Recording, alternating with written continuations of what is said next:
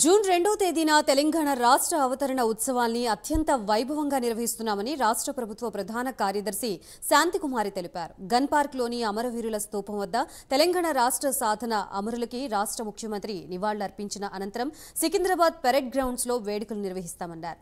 వేడుకల ఏర్పాట్లపై సచివాలయంలో వివిధ శాఖల కార్యదర్శులు, ఉన్నత అధికారులతో సీఎస్ శాంతికుమారి సమీక్షా సమావేశం నిర్వహించారు.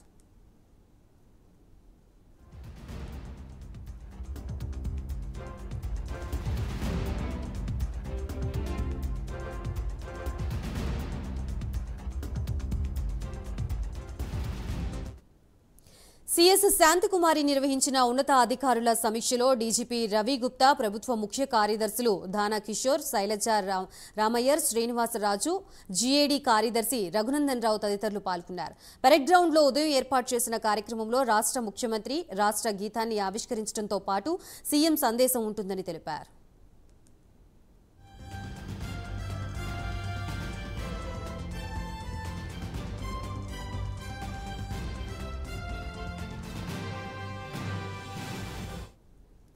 సాయంత్రం 7 గంటల నుండి రాత్రి 9 గంటల వరకు ట్యాంక్ బండ్పై రాష్ట్రంలోని అన్ని కళారూపాలతో పెద్ద ఎత్తున కార్నివాల్ నిర్వహిస్తామని సీఎస్ శాంతికుమారి తెలిపారు.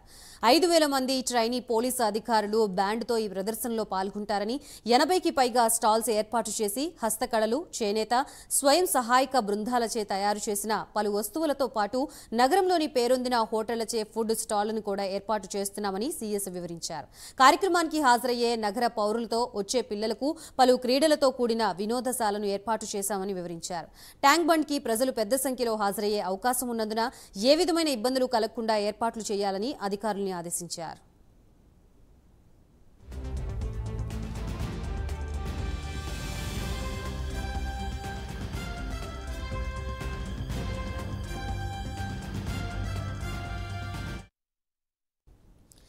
పశువుల సంతలో పాటించాల్సిన నిబంధనలు పాటించుకుంటే